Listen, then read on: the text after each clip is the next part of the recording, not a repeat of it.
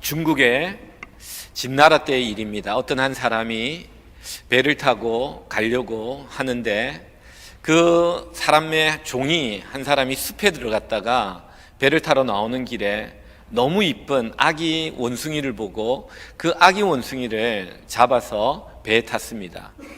어미 원숭이가 늦게 자기 아기 새끼 원숭이가 사람들의 빼앗겨 배에 가는 것을 보고 놀래서 쫓아갔습니다. 그런데 이미 배는 떠났습니다. 배가 한참 강을 타고 내려가는데 이 어미 원숭이는 그 배를 따라오면서 울면서 울부짖으며 그 배를 따라갑니다. 그 길이가 한 100리 정도 지나서 목적지에 도착했는데 그때까지 이 어미 원숭이는 계속 그 아기 원숭이를 따라온 겁니다. 배가 강기슭에 도착하자마자 이 어미 원숭이는 그 배에 뛰어올라 그 아기 원숭이를 품에 안습니다. 그리고 조금 있다가 이 어미 원숭이가 죽어버리는 거예요. 그러자 사람들은 궁금하여 이 어미 원숭이의 배를 갈라보니까 배 창자가 다 끊어져 있었어요. 그래서 이런 말이 있습니다. 단장의 아픔이라. 끊어질 단자, 창자 장자 해가지고 창자가 끊어지는 아픔, 이 아픔이 바로 어머니의 자식을 향한 아픔으로 묘사되고 있습니다. 오늘 이 단장의 아픔을 가지고 고통을 겪을 때가 우리들은 있습니다. 자녀들 키우다 보면은 얼마나 이 창자가 끊어지는 아픔으로 기도할 때가 많이 있는지 모릅니다. 하나님 그때마다 그런 분들을 위로해 주십니다. 오늘 본문에 보면은 3살 된 아들과 떨어져야 될 어머니의 모습이 나옵니다. 바로 한나입니다. 하나님 앞에 소원하고 약속했던 이 사무엘을 하나님 앞에 드리는 이제 젖을 뗄 정도의 나이 3살이 되자 이제 하나님께 이 아들을 가져와 하나님께 드리는 기도가 오늘 이 본문에 우리가 읽은 본문입니다. 그런데 이 한나는 3살 된 젖먹이와 같은 아이를 떼어 하나님의 전에 둔다는 것은 얼마나 큰 슬픔이겠습니까? 근데 오늘 이 한나는 그 슬픔을 이기고 믿음으로 이기고 이 아이를 하나님께 맡기며 아주 귀한 위대한 기도를 하나님께 올리는 모습을 보게 됩니다. 이 기도는 오고 오는 세대의 모든 부모, 어머니들이 보고 배워야 될 기도의 표본이 됩니다. 오늘 우리는 이 본문을 통해서 자녀를 위한 기도는 과연 우리가 어떻게 드려야 될 것인가를 생각해 보고자 합니다. 이 설교를 준비하면서 이런 생각을 해보았습니다. 목사님, 저는 자녀를 다 키웠습니다. 이런 분이 계셔요. 그럼 그래도 자녀들을 위해서 우리는 기도해야 되잖아요.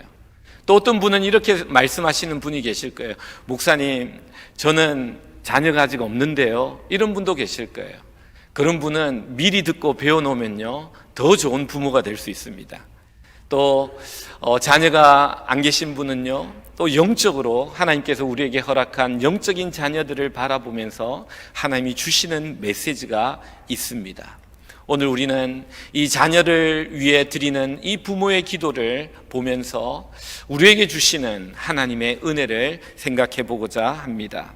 먼저 첫 번째로 이 한나가 이 아들 사무엘을 하나님께 드리면서 첫 번째로 하는 기도의 고백은 이것입니다. 하나님, 자녀가 나의 기쁨과 행복이 아니라 하나님이 나의 기쁨과 행복입니다 라는 고백을 합니다. 참으로 귀한 고백입니다. 하나님, 사무엘이 나의 기쁨이 아니라 사무엘을 주신 하나님이 나의 기쁨입니다. 우리가 제일 처음으로 자녀를 바라보면서 자녀를 위해 기도할 때 이런 감사 기도가 있어야 됩니다. 하나님, 이 자녀 때문에 너무 기쁘지만 이 자녀를 주신 하나님 때문에 저는 더 기쁩니다. 여러분 1절을 한번 보면 이런 말씀이 있습니다. 내 마음이 여호와로 말미암아 즐거워하며 내 뿔이 여호와로 말미암아 높아졌으며 내 입이 내 원수들을 향하여 크게 열렸으니 이는 내가 주의 구원으로 말미암아 기뻐함이니이다. 그는 사무엘을 인하여 하나님 너무 기쁩니다라고 말하지 않아요. 하나님께 뭐라고 말하냐면 하나님, 말미암아가 3번이 나와요. 누구로 말미암아 무엇으로 말미암아 기쁘다고 하는데 그 기쁨이 바로 하나님이요 하나님이 주신 구원이라고 말하고 있는 것을 보게 됩니다. 사랑하는 성도 여러분, 여러분 무엇으로 말미암아 기뻐하고 있습니까? 많은 어머니들이, 부모님들이, 그리고 조부모님들이 실수하는 부분이 바로 이 부분입니다. 하나님 주신 기쁨의 근원은 하나님인데 하나님 주신 자녀로 인해 너무 기뻐한다는 거죠. 여러분, 우리 교회 1여성교회, 2여성교회 사라에 가면, 또 남성교회, 1남성교회 아브라함의 정도 가면요, 이제 손주를 가지신 분들이 자랑하기 시작합니다. 사진을 가지고 이렇게 자랑하면은 옆에 계신 분이 돈을 내고 자랑해라 그래요. 그러면 돈을 내고 자랑하겠다, 좀 봐달라 그러면서 그런 분이 계세요. 얼마나 사랑스러우면 그러시겠어요. 여러분, 그런데 성경은 이렇게 말합니다. 자녀는 우리 부모의, 조부모의 엄청난 기쁨입니다. 그러나 성경은 한 가지를 더 이야기합니다. 하나님이 더 기쁨의 근원이 되어야 합니다. 그 자녀를 주신 하나님이 우리의 기쁨의 근원이 되어야 합니다. 이 시대를 살아가는 사람들의 불행과 행복에 대한 재미있는 연구 보고가 있습니다. 심리학과 정신분석학에서 미메릭 디자이어라고 모방적 욕망이라는 용어가 있습니다. 미믹이 흉내내다는 뜻이잖아요. 남의 욕망을 흉내내는 거다라는 뜻입니다. 자신 안에 있는 욕망이 실현되어서 기쁘고 행복한 것이 아니라 다른 사람에게 있는 것을 보고 그것을 내가 가질 때 행복해지고 못 가질 때 불행해지는 이 현대적 사회의 행복을 지적하고 있는 말입니다.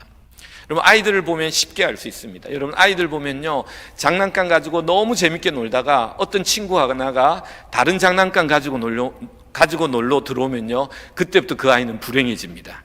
그리고 자기 장난감은 던져버리고요, 그 다른 아이가 가진 장난감을 호시탐탐 노립니다. 그리고 약간의 틈이 나면 그 장난감을 빼앗아가지고 놀다가 아이들은 싸우고 울고 하는 것이 아이들입니다. 근데 그런 이야기를 하면서 오늘 이 시대를 살아가는 많은 사람들이 이와 같다는 겁니다. 이미 행복을 누리고 있다가도 다른 어떤 사람이 가져오는 그 하나를 보고 그것을 갖지 못해 불행을 느끼고, 그것을 가졌을 때 행복을 느끼는 이 사회적 행복을 지적하고 있는 것이 바로 모방적 욕망이라는 것입니다. 부탄이라는 나라 여러분 아십니까? 뭐로 유명하냐면요, 가난한 것으로도 유명하지만 국가 행복도가 매우 높은 나라로 유명합니다. 그런데 이 나라가 국가 행복도가 점점 떨어지고 있답니다. 이유가 뭔지 알아보니까 SNS와 인터넷 때문이랍니다. SNS와 인터넷을 통해서 다른 세상 살아가는 사람들의 삶과 자신의 삶들을 비교하면서 그들은 상대적으로 국가 행복도가 점점 내려가게 되었다는 겁니다. 여러분, 한나를 한번 생각해 보십시오. 한나는 엘가나와 참 행복하게 살았습니다. 자녀가 없었지만 행복했습니다. 그러나 그 삶에 불행이 닥쳐왔을 때는 언제였냐? 브닌나라는 여자가 그 삶에 들어왔을 때예요. 근데 이 브닌나가 자녀를 가지고 들어왔어요. 이 자녀를 가지고 들어와서 한나를 괴롭힙니다. 너는 자녀도 없냐? 하나님에게 저주받아서 그런 거 아니냐? 멸시와 모욕을 행하자 이 한나는 너무 괴로워합니다. 그전까지 너무 행복했는데 이 브닌나로 인하여, 브닌나의 공격과 브닌나의 자녀의 가짐으로 인하여 그가 너무 힘들어하여 하나님께 기도합니다. 눈물로 기도합니다. 하나님께서는 그 기도를 들으시고 그에게 자녀를 응답해 주셨습니다. 그리고 나서 이 한나는 3년 동안 이 자녀를 키우다가 하나님께 소원한 대로 이제 젖될 무렵에 이 아이를 성전에 가지고 오면서 오늘 이 기도를 하나님께 올리고 있습니다. 그 첫 번째 기도가 뭐냐? 바로 이것입니다. 하나님, 사무엘을 주셔서 너무 고맙지만, 너무 기쁘지만 하나님, 나의 기쁨의 근원은 하나님이십니다. 여러분, 이게 정말 놀라운 깨달음입니다. 여러분, 인생을 살면서 기도 응답을 받을 때마다 이런 깨달음을 가지셔야 돼요. 하나님, 이거 주셔서 너무 좋습니다, 이 수준이 아니라 하나님, 이것보다 이것을 주신 하나님이 저는 너무 좋습니다. 여러분, 이런 모습이 바로 오늘 한나가 고백하고 있는 모습입니다. 사무엘보다 사무엘을 주신 하나님을 더 기뻐하고 있는 한나의 모습이 바로 오늘 이 시대를 살아가는 모든 부모님이, 어머님이 가져야 될 감사의 첫 번째 기도입니다. 나에게 이 자녀를 주신 하나님 너무 감사합니다. 여러분, 이 기도를 드리고 있습니까? 2절에 보니까 이런 말씀이 있습니다. 한나는 주밖에 다른 이가 없습니다. 여러분, 이제는 그에게 다른 우상이 하나도 없다는 것입니다. 하나님보다 그에게 더 큰 기쁨을 주는 존재도 없고, 하나님만이 오직 믿음의 대상이요, 기쁨의 대상이요, 위로의 대상이요, 의지의 대상이라고 그는 고백하고 있는 것입니다. 여러분, 사람은 얼마나 어리석은 줄 아십니까? 내가 갖지 못할 때는 불행하다고 생각합니다. 그러나 갖고 나서 보면은 별거 아닌 것을 깨달아요. 한나는 이것을 분명히 깨달았습니다. 여러분, 이것을 빨리 깨닫는 것이 인생의 지혜입니다. 솔로몬은 지혜서 전도서에서 뭐라고 말합니까? 이 세상의 모든 것들을 다 가져보았지만 헛되도다. 해 아래는 새 것이 없고 모든 것이 헛되다고 말합니다. 그리고 그가 뭐라고 말합니까? 내 인생의 공고한 날이 이르기 전에 창조주 하나님을 기억하라. 해 아래는 다 헛된 것이지만 해 위에만 참으로 인생의 참된 존재의 의미가 있고 그것을 추구하라고 우리에게 그 지혜를 설파하고 있는 것 아닙니까? 사도 바울도 동일한 고백을 하지 않습니까? 내가 전에 나에게 유익한 모든 것을 배설물로 여긴다. 그 이유는 내가 그리스도를, 가장 고상한 지식인 그리스도를 얻기 위해서, 알기 위해서 내가 가진 모든 것들을 배설물로 여기노라. 나는 그 안에서 발견되기를 원하노라 고백했던 것을 우리는 기억해야 됩니다. 하박국 선지자는 뭐라고 말합니까? 무화과 나무 잎이 없고 포도나무 열매가 없고 감람나무 소출이 없고 우리의 양떼가 없고 송아지가 없다 할지라도 나는 여호와 한 분만으로 즐거워하고 기뻐할 것이다 라고 말하고 있지 않습니까? 여러분, 이 세상을 살아갈 때 내가 이것만 있으면 행복할 것이라는 것이 있습니까? 여러분, 그것을 가져도 그 행복 오래 가지 않습니다. 여러분, 우리가 반대로 알아야 될 것은 오직 주님 한 분만을 우리가 소유하게 되면은 그 사람은 절대적 행복을 소유하게 됩니다. 상대적 행복과 기쁨에 마음 빼앗기는 자가 아니라 하나님이 주신 절대적 행복을 우리가 붙잡고 살아가고 경험하는 자가 되어야 됩니다. 내 영혼이 은총 입어 중환제진 벗고 보니 그 어디나 하늘나라라고 고백하지 않습니까? 초막이나 궁궐이나 내가 어디 있든지 간에 상관없이 하늘나라라고 고백하는 이 신앙이 우리에게 있어야 됩니다. 첫 번째로 한나는 하나님께 자녀를 드리면서 고백하는 기도는 이것입니다. 하나님이 나의 기쁨입니다. 사무엘도 참 기쁨이지만 이 사무엘을 주신 하나님이 나의 가장 큰 기쁨의 근원입니다. 우리도 이런 감사 기도로 자녀를 위해 기도할 때마다 이 자녀를 주신 하나님께 이 기도를 드려야 합니다. 두 번째는 뭐냐? 오늘 본문에 보니까 한나는 믿음의 기도를 드립니다. 이 믿음은 어떤 믿음이냐? 하나님의 능력을 경험하고 체험하고 확실히 믿는 믿음입니다. 한나는 하나님의 능력을 분명히 깨달았습니다. 아이를 갖지 못했습니다. 임신하지 못했습니다. 이것은 인간의 한계였습니다. 그러나 기도하는 가운데 하나님께서 아이를 주시는 이 놀라운 은혜를 체험했습니다. 그리고 나서 그는 확실한 믿음을 가집니다.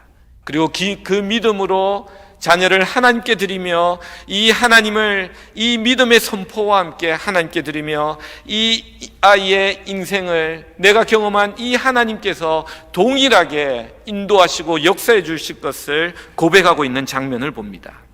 여러분, 4절부터 그가 깨달은, 그리고 그가 고백하고 있는 믿음의 고백이 이것입니다. 하나님은 이런 분입니다라는 고백입니다. 4절에 보니까 하나님은 용사의 활을 꺾으시고 넘어진 자의 띠를 띄운다는, 이렇게 세우신다는 거예요. 전쟁의 승리를 주시는 분이라는 거죠. 하나님은 풍족한 자를 가난하게 하시고 줄이던 자를 배부르게 하신다. 일용할 양식을 먹여주시는 하나님입니다. 임신하지 못하는 자에게 7의 자식을 주고 많은 자녀를 세약하게 한다.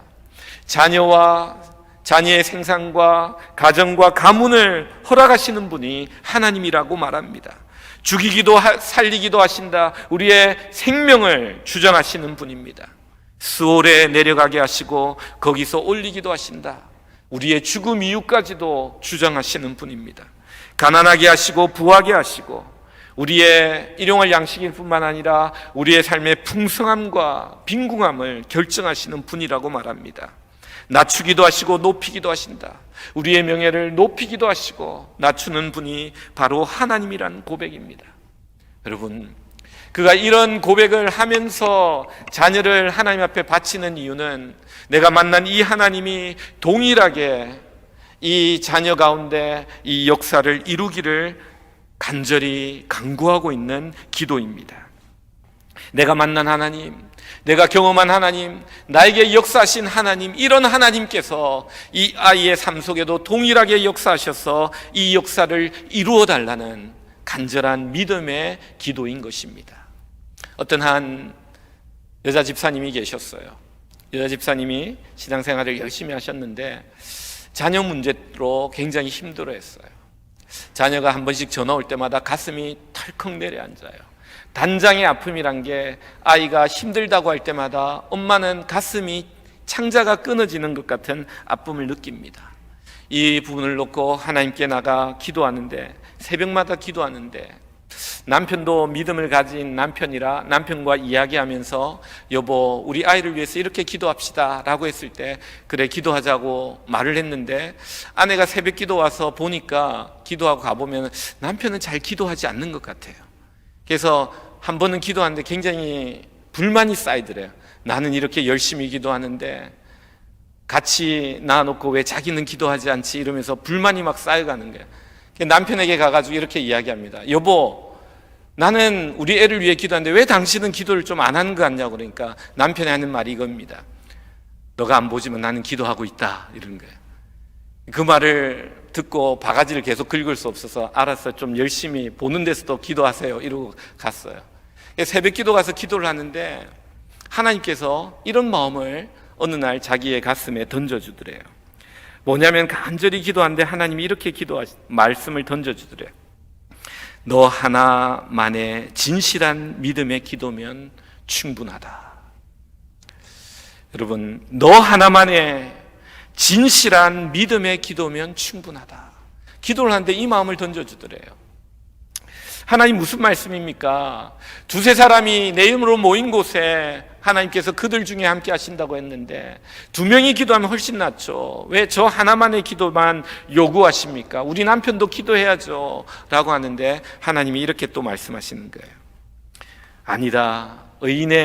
한 사람의 의인의 간구하는 역사는 그 힘이 크다. 이 말씀을 또 그 마음에 주시더래요. 너 하나가 의인이 되고 너 하나가 하나님을 향한 절대적인 믿음을 가지고 하나님의 그 능력만을 믿고 간절히 기도만 한다면은 하나님은 너의 기도를 듣고 너의 자녀의 문제를 해결해 줄 것이다 라는 마음의 응답을 주시더래요. 그게 얼마나 힘이 되든지. 그래서 전에는 남편을 보면서 기도 하나 안 하나 감시하고 안 하면 좀 더 해라고 이렇게 했는데 이제는 그거와 상관없이 하나님께 혼자 집중해서 기도하며 하나님의 그 평안과 자녀의 문제가 조금씩 풀려가는 그런 은혜를 경험하겠다는 이야기를 들었어요. 여러분, 오늘 본문에는 엘가나의 기도는 나오지 않습니다. 그러나 한나가 하나님 앞에 간절히 엎드려 믿음의 기도를 할 때 이 어머니의 믿음의 기도가 사무엘을 만들고 있다는 것을 여러분 아셔야 됩니다. 어머니의 그 믿음과 신앙이 이 자녀를 빚어가는 거예요. 여러분, 이것을 오늘 성경은 우리에게 말해줍니다. 그런데 여기에 중요한 것 하나가 더 있습니다. 한나는 기도하면서 깨달은 것이 있어요. 이런 믿음 위에 플러스 알파가 뭐냐면요, 기도하는 자의 말과 행동이에요. 그는 어떻게 기도해야 하나님이 응답하는지를 그 방법을 깨달았어요. 그것이 뭐냐, 3절에 이렇게 되어 있습니다. 심히 교만한 말을 다시 하지 말 것이며 오만한 말을 너희의 입에서 내지 말지어다. 여호와는 지식의 하나님이시라 행동을 달아보시느니라. 여러분, 이게 중요해요. 하나님의 능력을 믿고 있었을 뿐만 아니라 그는 하나님 앞에서 경건하게 기도했던 사람입니다. 자신의 입을 조심했어요. 자신의 행동을 조심했어요. 기도하는 자의 경건을 가지고 하나님께 간절히 기도할 때 하나님이 응답하시는 것을 그녀는 확실히 알았기 때문입니다. 한나는 브닛나와 싸우지 않았습니다. 브닛나가 괴롭힐 때마다 하나님께 엎드려 성전에 가서 통곡하고 기도했지 브닛나와 다투지 않았잖아요. 하나님께서는 오늘 본문에 보니까 하나님은 지식의 하나님이다. 너가 하는 말을 모두 다 듣고 알고 계신다. 그리고 하나님은 너의 행위를 다 저울에 달아보신다라고 말씀하고 있습니다. 왜 브닛나가 자녀가 있었음에도 이렇게 쎄하여졌습니까? 그 이유는 심한 말과 오만한 말로 이 한나를 공격했기 때문입니다. 하나님은 인간의 모든 말을 들으시는 지식의 하나님입니다. 행동을 다 달아보시는 지혜의 하나님이십니다. 우리가 정말 하나님의 능력을 믿을 뿐만 아니라 우리의 기도하는 자의 그 거룩과 경건을 보시고 의인됨을 보시고 강구하는 역사에 힘이 결정된다는 사실을 우리는 알아야 합니다. 자녀의 어머니는 그 자녀의 어머니의 기도는 그 자녀의 미래를 만들어 간다는 것을 여러분 꼭 기억하십시오. 그리고 여러분이 자녀를 위해 기도할 뿐만 아니라 자녀를 생각하며 경건하게 거룩하게 말하고 행동할 때 하나님께서는 그 거룩함을 보고 그 믿음을 보고 그 자녀의 기도를 응답하신다는 것을 기억하셔야 합니다. 마지막 세 번째는 뭐냐? 오늘 한나는 이런 고백을 합니다. 하나님, 이 자녀는 나의 자녀가 아니라 하나님의 자녀입니다. 하나님, 이 자녀를 내가 키우는 것이 아니라 하나님이 키워 주시옵소서. 이런 자세로 자녀를 하나님께 바치는 모습을 봅니다. 11절에 보니까 이런 말씀이 있습니다. 아이는 제사장 엘리 앞에서 여호와를 섬기더라. 여러분, 여기 아이러니한 것은 뭐냐면요, 제사장 엘리입니다. 여러분, 제사장 엘리는요 참 그렇게 영적으로 민감한, 하나님과 그렇게 깊이 교통하는 영감이 많았던 그런 지도자가 아니었습니다. 그런 어떤 면에서 굉장히 그 시대에 영적으로 둔했던 사람이 이 엘리 제사장입니다. 정말 영적으로 민감한 이 한나가 이 엘리 제사장에게 자녀를 맡겼다는 것이 참 신기합니다. 이 아이러니하게 맡길 것 같지 않은데 맡깁니다. 여러분, 여기에 중요한 원리가 있습니다. 그 말씀 다음에 보니까 엘리 앞에서 여호와를 섬겼더라. 엘리는 무능하지만 그 성전에 함께 하시는 하나님의 능력이 전능하시기 때문에 그 무능한 지도자 앞이지만 그 성전 안에서 하나님을 섬기며 하나님 앞에서 자랄 하나님을 믿는 믿음으로 그 자녀를 성전에 맡기고 기도하고 떠나는 이 한나의 믿음을 봅니다. 여러분, 이걸 알아야 돼요. 8절에 보면 그의 기도가 바로 그것을 보여주고 있어요. 무능한 엘리 제사장이지만 전능한 하나님 앞에서 자라며 하나님의 사람으로 빚어질 것을 믿음으로 선포하고 기도하며 그 자리를 떠나는 한나의 기도를 보게 됩니다. 여러분, 8절을 한번 보십시오. 가난한 자를 진토에서 일으키시며 빈궁한 자를 거름더미에서 올리사 귀족들과 함께 앉게 하시며 영광의 자리를 차지하게 하시는도다. 땅의 기둥들은 여호와의 것이라 여호와께서 세계를 그것들 위에 세우셨도다. 여러분, 가난한 자가 누굽니까? 바로 자기 아들 사무엘입니다. 빈궁한 자가 누굽니까? 바로 자기 아들 사무엘입니다. 그러나 하나님은 이 빈궁하고 가난한 자를 귀족들과 함께 영광된 자리에 앉힐 뿐만 아니라 땅의 기둥들은 다 주님의 것인데 이 세계가 그 기둥들 위에 세워지는데 하나님이 그 기둥 중에 하나를 나의 자녀를 삼아 세워주시기를 원합니다고 입을 넓게 크게 열어 하나님께 맡기며 기도하며 그 자리를 떠나는 한나의 아름다운 믿음의 모습을 봅니다. 얼마나 큰 기도인지 모릅니다. 얼마나 입을 넓게 벌려드리는 기도인지 모릅니다. 하나님, 이 자녀 내 자녀 아닙니다. 내가 키우는 것 아닙니다. 하나님께서 키우시는 겁니다. 하나님 앞에서 자라게 하여 주시옵소서라고 기도하며 맡기는 겁니다. 여러분, 이 기도는 그 다음 절부터 응답되기 시작합니다. 엘리의 제사장 홈리와 비나스는 점점 사고뭉치가 되어 하나님 앞에 버림을 받지만 이 한나의 아들 사무엘은 점점 하나님의 사람으로 성장해가고 세워지는 모습을 봅니다. 이게 바로 이 한나의 기도가 그 사무엘을 그리고 하나님께 응답되어 역사하고 있는 모습을 봅니다. 얼마나 멋진 기도입니까? 이 세상의 모든 기둥은 여호와의 것입니다. 세계는 그 기둥들 위에 있습니다. 하나님 빈궁하고 가난한 우리 아들 사무엘을 하나님께서 이렇게 세우시사 귀족들과 영광된 자리, 그 기둥의 자리에 앉혀 주시옵소서라고 하나님께 기도하며 그 아들을 하나님께 맡기고 가는 이 모습을 보게 됩니다. 여러분, 우리는 이런 큰 기도를 우리 자녀를 두고 기도해야 됩니다. 9절에 보니까 그 기도를 할 때 이런 이야기를 합니다. 그의 거룩한 자들의 발을 지킬 것이다. 하나님은 거룩한 자들의 발을 지켜요.